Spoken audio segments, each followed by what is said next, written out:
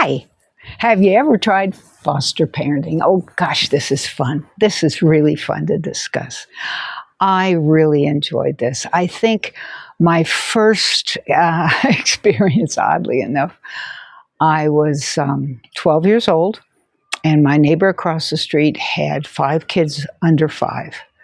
And she was brilliant. She was an absolutely academically brilliant person who was completely lost being a mother. And she was so funny. She would hire me for a quarter an hour to come over and take the kids forever. I mean, I did birthday parties, I did afternoons, I did her shopping when she wanted to go. I'd stay with the kids. Whatever it was, I would stay with the kids. And I learned so much because I was an only child. And it was just so much fun. It was so much fun to to learn from other kids. You know, I didn't have that chance because I was an only child. And yet they listened to me. And it was beautiful. And she was always happy, and she had twins, one set of twins, 5 kids under 5. Can you imagine? I mean, she was just so overwhelmed. And I was young enough to not feel afraid, not be concerned if one of them fell down or anything, you know. And my mother lived across the street. I never called her, not once. Not my mom, no way. But there were neighbors, you know. It was just, and everybody knew I did it, and I did it a lot, and I loved it, and I loved kids. I always loved kids. I did the same thing at church. I was always very active in helping with the nursery. I'd rather be in the nursery than be in the church itself. I loved working in the nursery. I worked in the nursery off and on in all kinds of different places that we lived. We always went to the Lutheran church, and I'd go work in the nursery. And then later in life, by the time I was in my 20s, I think I was 22, and I had a foster child who was 16. My husband was older, so they didn't give me a bad time about that. But it was a real strange situation. We were living next to a huge city, and the poor gal, even at that young age, she'd been rejected by her family. She was Jewish. And I don't know why.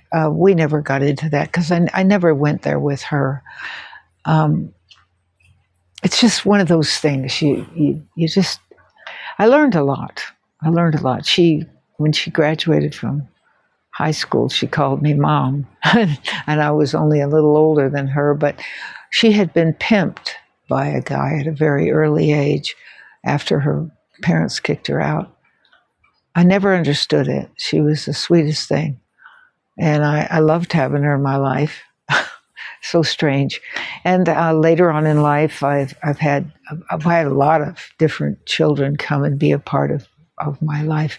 What I really understood, and it's a funny thing, I remember we were in our early 50s when we got approved for foster care. My husband and I, my current husband and I, been my husband for over 30 years now.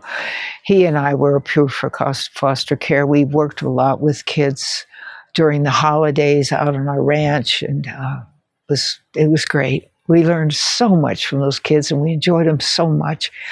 And they were of every color, size, shape, and age. I mean, the youngest one we had was very disabled. She was 3. But it didn't matter. No, I'm colorblind and I'm kid blind.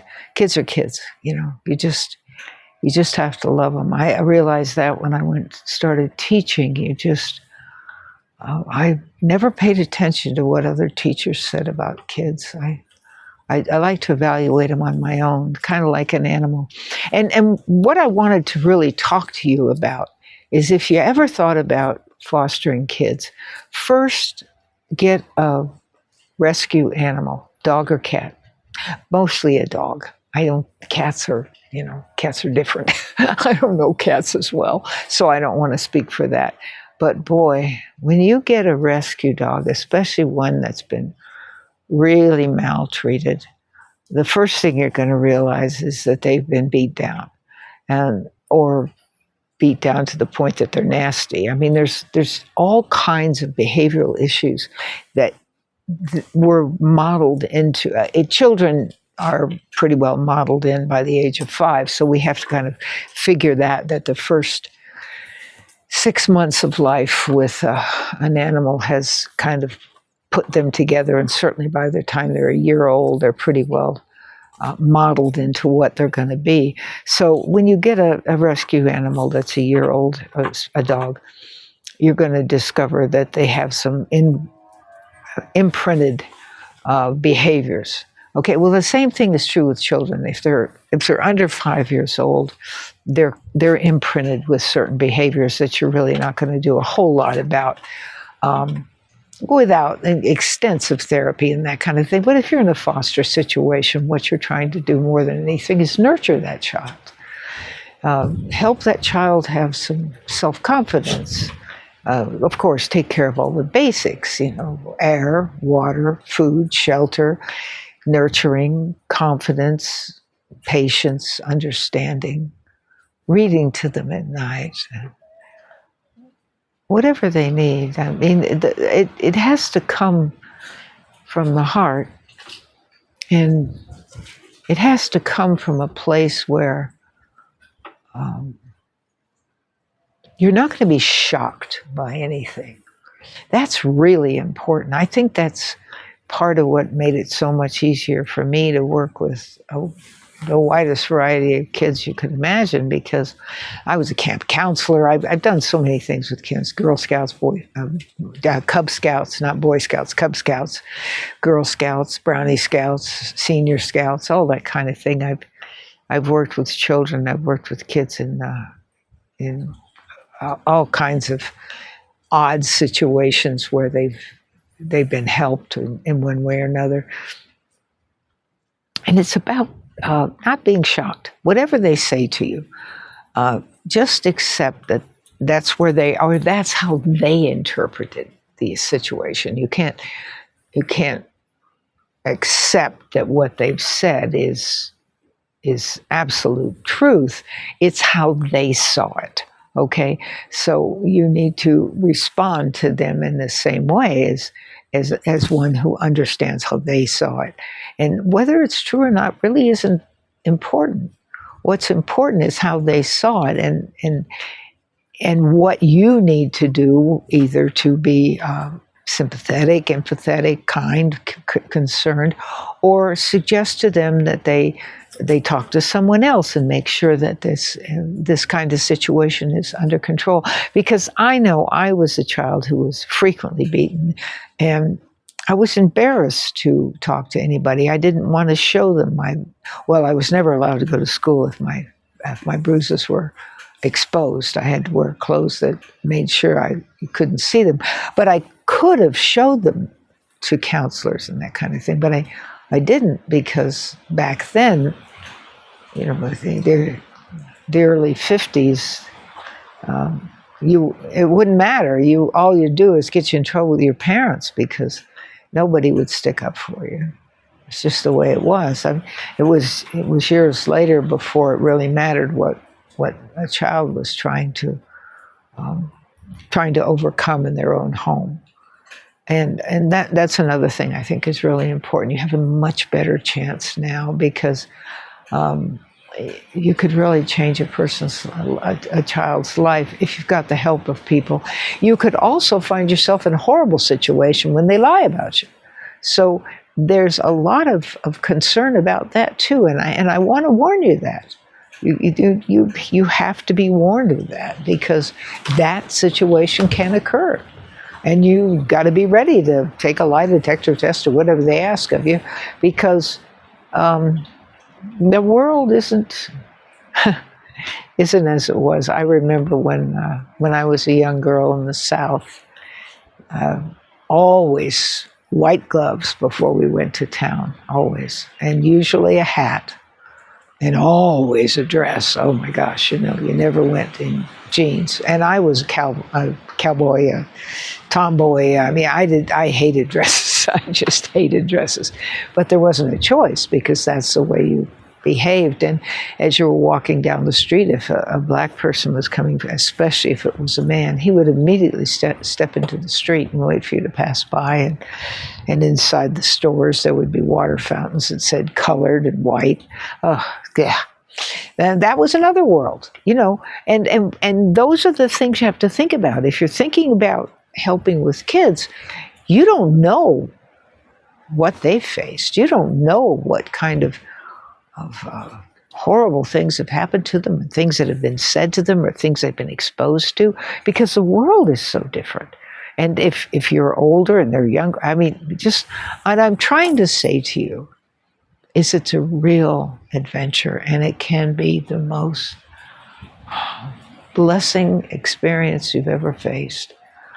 I know there's a young girl that we're still in touch with, and she came to us when she was about 13 or 14, and now she's married, and she lost her first baby, stillborn, and she's got 2 children, and I still hear from her, and she wasn't really a foster child. She was a visiting child. And, all those experiences, whether you have a youngster for 2 weekends because the parents are up for going into hospital or whatever. Fostering is about helping out when something goes haywire. When they go to jail, they have a DUI, they have a time in an asylum, they're going into the hospital, or they've died. There's a wide variety. But if you get approved and you put yourself in a position because of your heart, not because of your wallet, taking care of children because you want the money is not the way to go. Trust me, the money is so little and children need so much. A true fostering parent is going to have to reach into their own pocket. That's all there is to it. I don't know now of any state that's going to ever have enough money that there would be anything extra for a child if they needed shoes or something. Now, maybe there is, I don't know, but I'm suggesting to you that doing it from your heart, it's the greatest thing you can do for yourself and the child. You'll both learn from each other. We always learn from children. And as a teacher, and any parent, whether you're a foster parent or not, is a teacher. And anytime you teach, you learn more than you give. It's just the way it is. And looking at it that way, and looking at it as a gift, and being prepared for anything that might happen is really important, because it's a priceless gift to give a time to a child when they need it, regardless of what the reasons are. So I just wanted to bring it up because I think it's important. I think there's a lot of things that I've experienced in life, and they haven't all worked out right. People will throw you under the bus, as my daughter says, which means you've been sabotaged by somebody. And that happens. It's just the way life works. It's just like having a car wreck. You're going to have a car wreck from time to time, and that's just the way it is. So accept it and be prepared for it. But also be prepared to have a child fall in love with you. And there's nothing quite like that. Thank you for being here. Thank you for listening. Got any questions? Put them down below. And if you want to talk to me on Zoom, I'm happy to talk to you. While you're down below, look at Summerland. Both my friend and I are passionate about the years. I've put 34 years into that nonprofit, and we both are artists, and we have samples of work that reminds you to take care of the planet. And while you're at it, teach kids about taking care of the planet. It heals them and you. Thanks.